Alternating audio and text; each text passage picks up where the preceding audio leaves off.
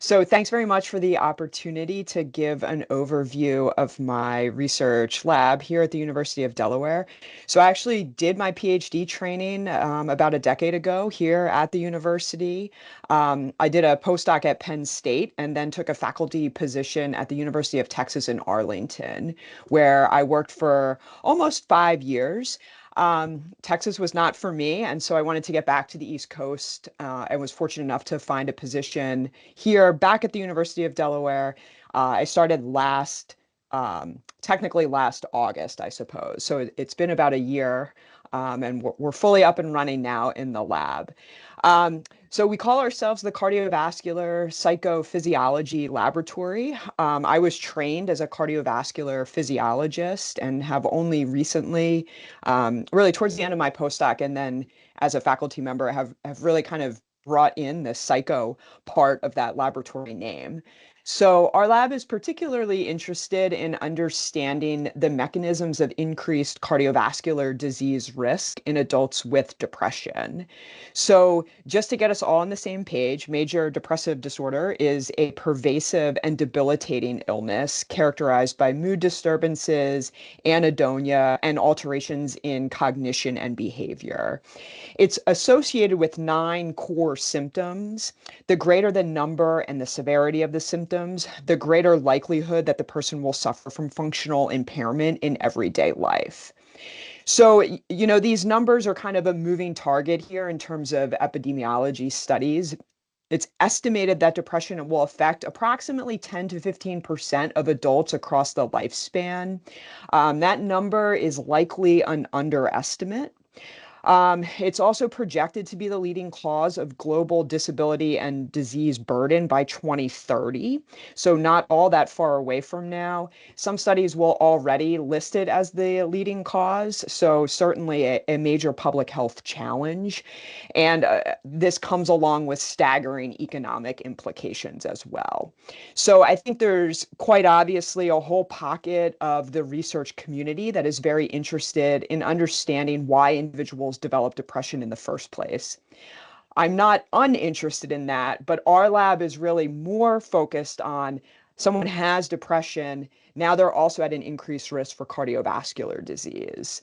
And so there are some data to suggest that major depressive disorder is associated with a 3 times greater risk of the development of cardiovascular disease, and that the occurrence of cardiovascular disease occurs approximately 8 years earlier in an adult with depression than in a non-depressed counterpart. There's been a number of meta-analyses confirming the association between depression and cardiovascular disease. One of the ones that I cite most frequently actually compared risk ratios for traditional cardiovascular disease risk factors that were reported for men in the Framingham study, as well as the ratios for depressive symptoms and clinical depression. I don't have the results on this slide, obviously, but there's a clear indication that the relative risk for depression is comparable or perhaps even greater than those for the noted traditional cardiovascular disease risk factors like high blood pressure or lipid disturbances, et cetera.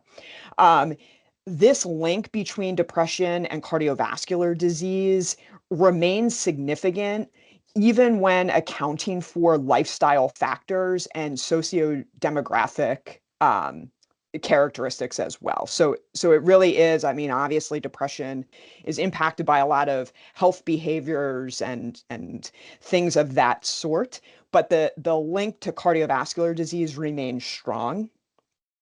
Um, and the other final point to make on kind of pitching to you why we think this is important to study is that young adults, so we're calling young adults 18 to 39 years old, coincidentally, early adulthood, so kind of the college age years, late adolescence into kind of the early 20s, is when depression often first manifests. So I think that's important to keep in mind as well.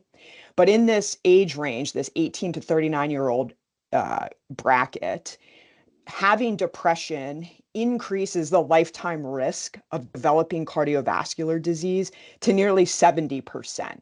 So I do think it's really a major problem that warrants focused study.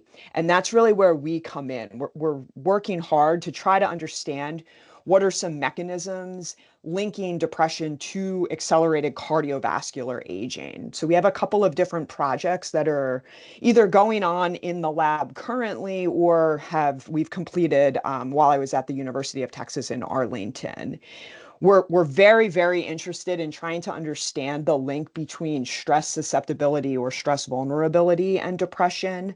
Of course, stress and depression are very intricately associated with each other. It's almost impossible to separate them apart. So we spend a lot of time thinking about stress, vulnerability, and resistance as well.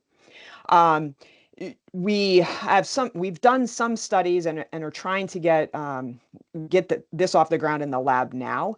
But this was in collaboration with my colleague Dan Trott at UTA.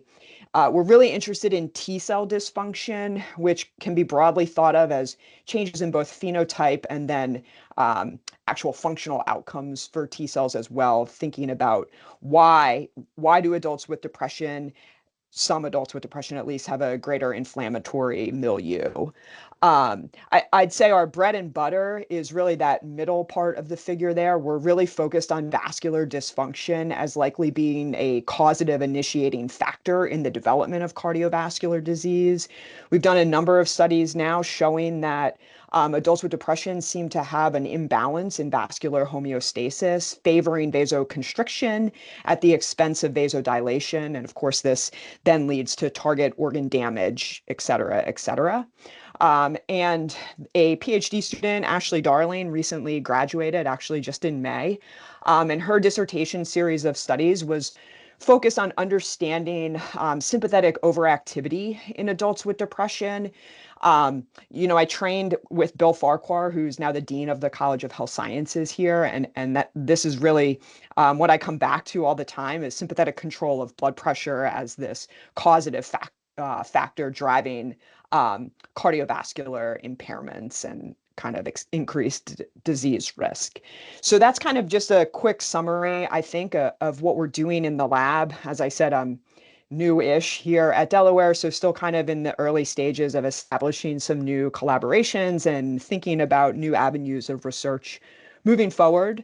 And I always have to acknowledge all of the truly wonderful and fantastic people that I work with on kind of a smattering of these projects here. So we include the QR code at the bottom. This is kind of a poster that we use for general lab overview. So if you're interested in learning more or getting my contact information or anything of that sort, I think you should be able to scan the QR code, though if you can't, of course, just email me directly and we can go from there. So yeah, that's what I have. I'm happy to take any questions.